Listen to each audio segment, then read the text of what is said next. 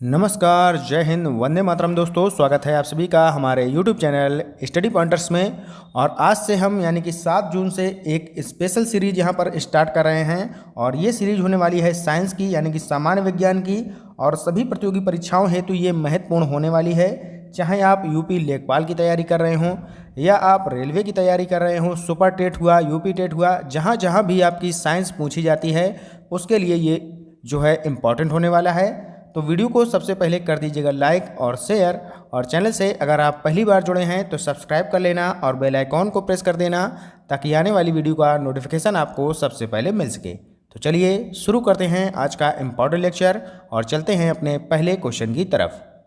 तो आज की क्लास जो हम करने वाले हैं ये हम वन लाइनर के फॉर्म में करने वाले हैं, क्योंकि अब आपको ऑप्शन की ज़रूरत नहीं पड़नी चाहिए। जैसे ही आप क्वेश्चन देखते हैं उसका आंसर आपके दिमाग में तुरंत क्लिक करना चाहिए। तो आज देखते हैं आज की क्लास का पहला क्वेश्चन। न्यूट्रॉन की खोज किसने की थी? तो न्यूट्रॉन की खोज किसने की थी? ये की थी जेम्स चैडविक के द्वारा। जेम्स चैडविक के द्वारा न्यूट्रॉन की खोज की गई थी। अगला क्वेश्चन है कि गैस इंजन की खोज किसने की थी? बहुत ही बेहतरीन क्वेश्चन है। तो गैस इंजन की खोज जो की थी ये की थी चार्ल्स महोदय ने। चार्ल्स ने जो है गैस इंजन की खोज की थी।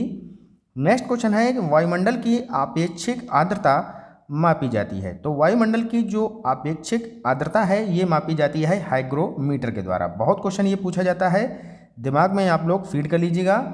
हाइग्रोमीटर के द्वारा वायुमंडल की आपेक्षिक आर्द्रता मापी जाती है। इसी में आपसे पूछा जा सकता है कि वायुदाब किससे मापा जाता है? तो ये मापा जाता है बैरोमीटर से। और हवा की गति जो मापी जाती है ये मापी जाती है एनीमोमीटर से। तो ये बातें भी आपको पता होनी चाहिए। अगला क्वेश्चन है कि दृष्टिपटल यानी कि रेटिना पर जो चित्र बनता है वह कैसा बनता है? तो ये जो है वस्तु से छोटा बनता है, उल्टा बनता है व वास्तविक बनता है। वस्तु से छोटा, उल्टा व वास्तविक बनता है। कहाँ पर? रेटिना पर। चलते हैं आगे।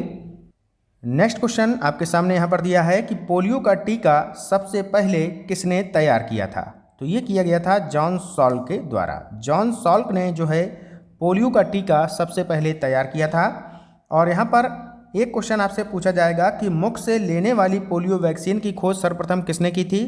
तो ये की थी एल्बर्ट सेविन ने। और कब की थी? तो 1957 में की थी। यानी कि एल्बर्ट सेविन ने 1957 में मुख से लेने वाली पोलियो वैक्सीन की खोज की थी। अगला क्वेश्चन है कि विटामिन सी का सबसे उत्तम स्रोत क्या है? तो आंवला जो है ये जो है विटामिन सी का सबसे उत्तम स्रोत है, सभी को पता होगा। और विटामिन सी का रासायनिक नाम क्या होता है? तो एस्कॉर्बिक एसिड विटामिन सी का रासायनिक नाम होता है। और अगर बात करें विटामिन सी की कमी से कौन सा रोग हो जाता है? तो स्कर्वी नामक जो है रोग हो जाता है विटामिन सी की कमी से। ये भी आपको पता होना चाहिए। नेक्स्ट क्वेश्चन है कि हरे फलों को कृत्रिम ढंग से पकाने के लिए किसका प्रयोग किया जाता है?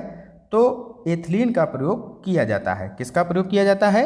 एथिलीन का प्रयोग किया जाता है हरे फलों को कृत्रिम ढंग से पकाने के लिए। चलते हैं आगे। नेक्स्ट क्वेश्चन है कि कृष्ण छिद्र सिद्धांत इसका जो है प्रतिपादन किसने किया था? तो ये किया था एस चंद्रशेखर ने। एस चंद्रशेखर के द्वारा कृष्ण छिद्र सिद्धांत का प्रतिपादन किया गया था। नेक्स्ट क्वेश्चन है कि सूर्य की ऊर्जा उत्पन्न होती है तो किस तरीके से उत्पन्न होती है? तो ये उत्पन्न होती है नाभिकीय संलयन के द्वारा। किसके द्वारा? नाभिकीय संलयन के द्वारा सूर्य की ऊर्जा उत्पन्न होती है। अगला क्वेश्चन है मानव शरीर में सबसे छोटी ग्रंथि कौन सी है? तो पिट्यूटरी ग्लैंड जो होता है यानी कि जो पिट्यूटरी ग्रंथि होती है ये मानव शरीर में सबसे छोटी ग्रंथि होती है। और इसी को जो है मास्टर ग्लैंड भी बोला जाता है। अगला क्वेश्चन है कि हाइड्रोजन की खोज किसने की थी? तो हाइड्रोजन की खोज जो की गई थी ये की गई थी हेनरी कैवेंडिश के द्वारा। बहुत ही अच्छा क्वेश्चन है और कई बार एग्जाम में पूछा गया है हाइड्रोजन की खोज किसने की थी? तो ये की थी हेनरी कैवेंडिश ने। चलते हैं नेक्स्ट क्वेश्चन की तरफ। अगला क्वेश्चन है पेनिसिलिन किससे निकाला जाता है? बहुत ही बेहतरीन क्वेश्चन है। पेनिसिलिन की अगर खोज पूछी जाए तो ये की थी अलेक्जेंडर फ्लेमिंग ने। और ये जो है किससे निकाला जाता है? तो ये निकाला जाता है फफूंदी से। अगला क्वेश्चन है पीयूष ग्रंथि कहाँ स्थित होती है? तो सभी को पता है ये स्थित होती है मस्तिष्क में यानी कि माइंड में। नेक्स्ट क्वेश्चन है सिरका में कौन सा अम्ल पाया जाता है? तो सिरका में जो है एस्टिक एसिड पाया जाता है। और इसका फार्मूला क्या होता है? एस्टिक एसिड का होता है CH3COOH। CH3COOH एस्टिक एसिड का फार्मूला होता है, ये भी आपको पता होना चाहिए। अगला क्वेश्चन है हमारे दांत और अस्थियां किससे मिलकर बनी होती हैं। हमारे दांत और जो अस्थियां हैं ये किससे मिलकर बनी होती हैं, तो ये मिलकर बनी होती हैं ट्राई कैल्शियम फास्फेट से मिलकर। किससे?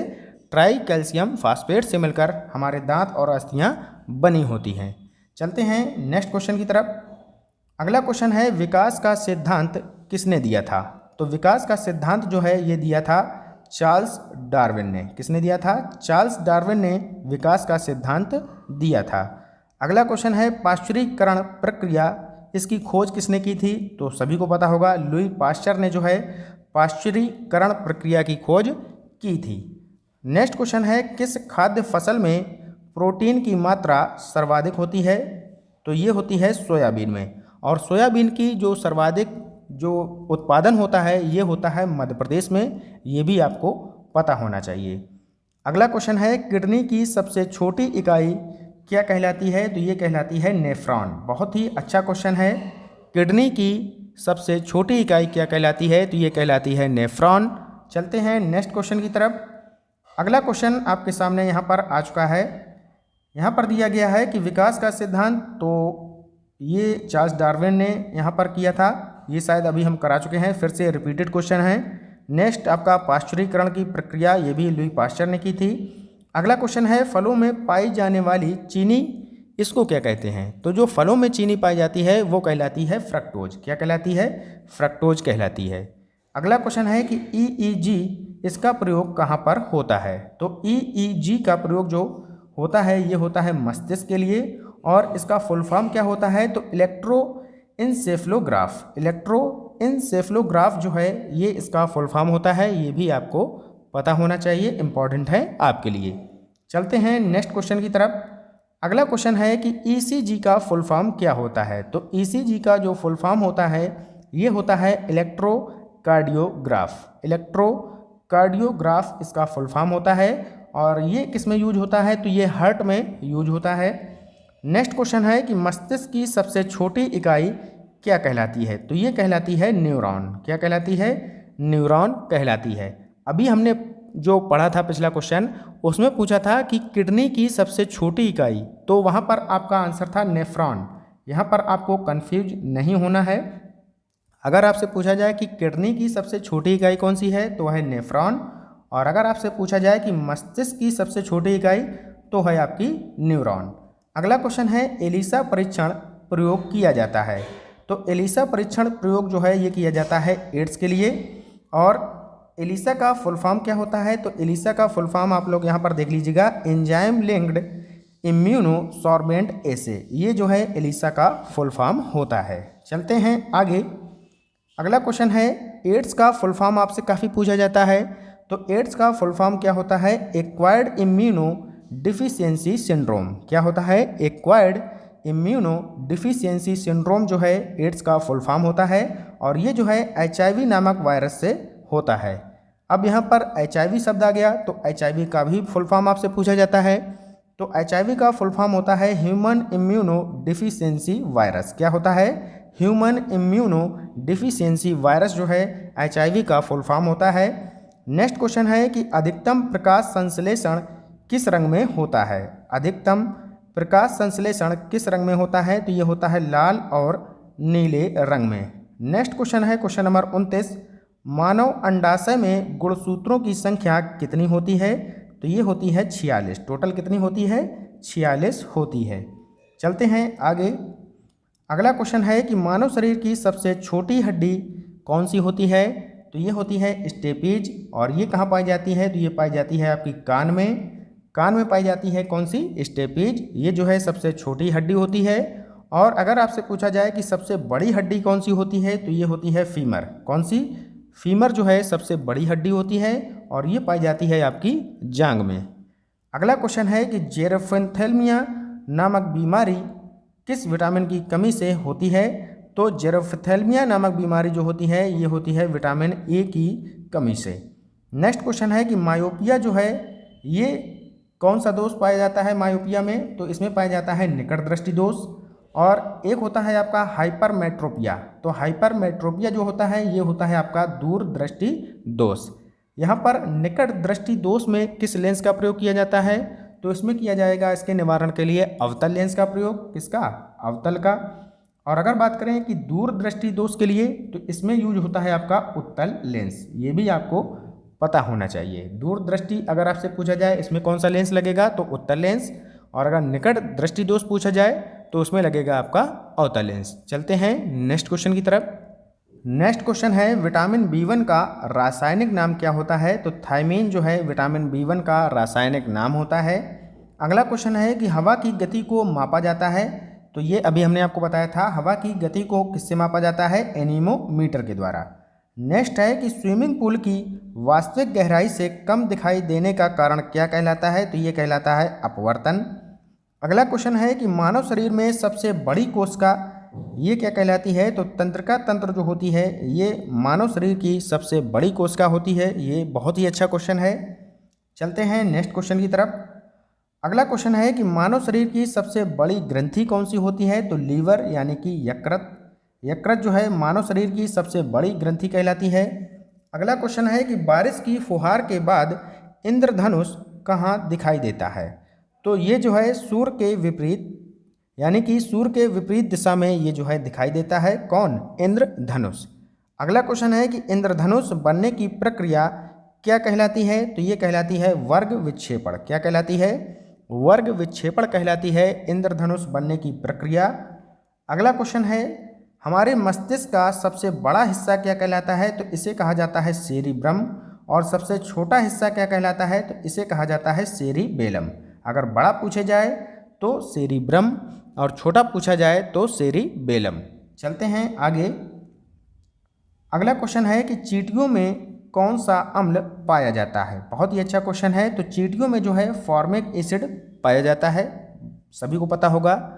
अगला क्वेश्चन है कि सेरीकल्चर का संबंध किससे है? तो सेरीकल्चर का संबंध है आपका रेशम कीट पालन से। किससे है? रेशम कीट पालन से जो है सेरीकल्चर का संबंध है। और ये क्वेश्चन बहुत ही इंपॉर्टेंट है, इसे आप जरूर याद रखिएगा। अगला है एपी कल्चर। तो एपी कल्चर का संबंध किससे है? तो इसका संबंध है मधुमक्खी पालन से। किससे है? मधुमक्खी पालन से। किसका? एपी कल्चर का। अगला है पिसी कल्चर। तो पिसी कल्चर का संबंध किससे है? मछली पालन से। मछली पालन से है किसका? पिसी कल्चर का। चलते हैं नेक्स्ट क्वेश्चन की तरफ। अगला क्वेश्चन है कि एंजाइम एक प्रकार के होते हैं। तो एंजाइम क्या होते हैं? ये एक प्रकार के प्रोटीन होते हैं और ये जो है उत्प्रेरक की भांति कार्य करते हैं। किसी अपक्रिया की गति को बढ़ा या घटा देते हैं, उसे कहा जाता है उत्प्रेरक। और एंजाइम क्या होते हैं? एंजाइम जो है एक तरीके से प्रोटीन होते हैं। नेक्स्ट क्वेश्चन है कि सेब में कौन सा अम्ल पाया जाता है? तो सेब में जो है मैलिक एसिड पाया जाता है। कौन सा पाया जाता है? Malic acid.